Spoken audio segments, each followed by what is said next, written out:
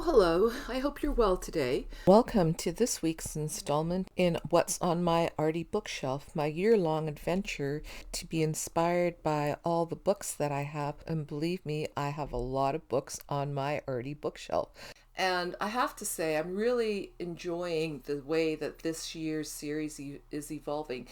So I started out this week with this book about artist trading cards. Artist trading cards, or ATCs, are small pieces of art that measure exactly 2.5 inches by 3.5 inches, and they're intended to be traded one for one and never sold. Artist trading cards in this form were conceived by a male artist named M. Vancy Sternman back in sometime in the last century, and I pulled out this other book, Art/Life, because it is a compilation of artwork by many male artists that was made sometime in the 1980s, around the time that Vancy first conceived of artist trading cards. And in fact, there's a piece of his artwork in this book. So as I'm flipping through it, you'll notice that there's some poetry, and I can tell you the poetry is quite experimental, and the other art is equally experimental. Most of them are originals, but at this time, color copies were quite expensive, so most of these pieces are original artwork created by the artist.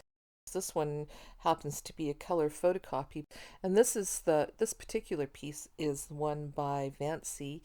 And if you are familiar with artist trading cards at all, you may know them to look a little less experimental. There have been a lot of groups that have placed additional rules on them, but Vancy's original intent was for artists to learn from each other without placing a lot of rules. But as many things evolve over time, and the people who like the rules, who like things to be a certain way, add their own spin to things. So artist trading cards have evolved well beyond, I think, what Vancy originally intended.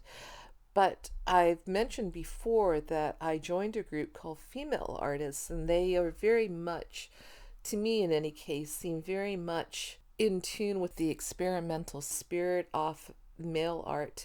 And I've started to receive things from that group, like this little add and pass book, it's called. So the idea is that I'm going to add some of my own art to this little booklet and then pass it on to the next person, who will also add some artwork until it's full and it gets returned to the originator. And I thought that I would like to have something of my own, some of my own art to send out to people as well.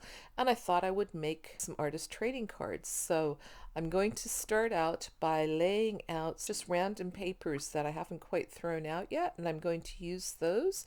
And I'm not really thinking about it very much. I'm just tearing out pieces of paper and laying them down on my page. Now, I'm not throwing all the rules of art out the window. There are some of the principles of design are things like variety and repetition. So I'm varying the sizes of my paper, but I'm repeating the shapes. So most of these are long, narrow rectangles, and I'm keeping my composition very rectilinear. They're either going across the page or up and down the page.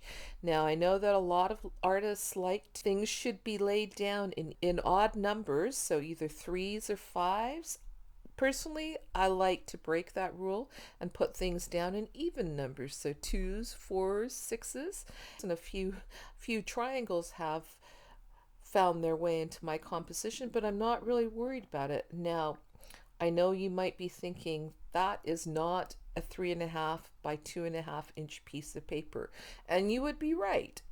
I'm going to do something with it later. All I'm doing right now is I'm just covering the area, and I'm not worrying about where these pieces are going. But I am creating connections between the pieces. So you notice that I'm overlapping pieces either a bit or a lot, so they're all connected with each other. They're all over the page. I don't have any blank areas. And then once I feel like I've got enough bits of paper down, now I'm going to cut that page down into individual artist trading cards. Now, I'm using a piece of paper that's what we call letter size in North America. It's the regular piece of paper that goes into the photocopier. And I know that I can get 10 artist trading cards out of this piece of paper by cutting it in a certain way. And I have to turn the cards up and down or in different directions, but there'll be very little wasted. So one of the things that's going on here is I'm adding another layer of randomness and unpredictability because I don't know what's going to end up, what patterns or designs are going to end up on those individual cards because I didn't plan it out. Things are just going to fall where they may. And all I was thinking about as I was laying down the paper was that I wanted there to be no blank areas so that each of these cards would get some color added to it. So I'm not finished yet because as a maximalist, I always believe in adding more. So I pulled out these number stencils that I'd been looking for some alphabet stencils for last week's project, but I couldn't find any. But I did find these number stencils, but they didn't work for what I did last week. So, but I'm going to make good use of them this week, not for their intended purpose. Well, yes, I am going to use them as stencils, but I'm not going to create numbers with them. I'm going to do something else. There's this phenomenon called pareidolia. Human beings can find meaning and create meaning from random or ambiguous patterns. So what do I mean by that? Let me give you some examples of what that might look like.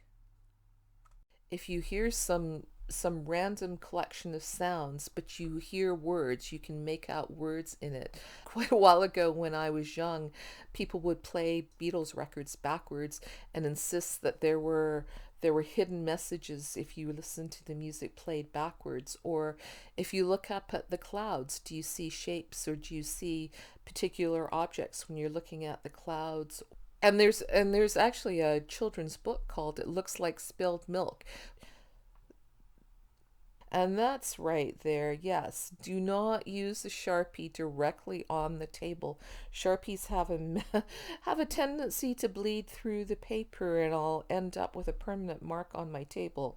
Like it doesn't have all kinds of permanent scuffs already. It's not a new table by any means.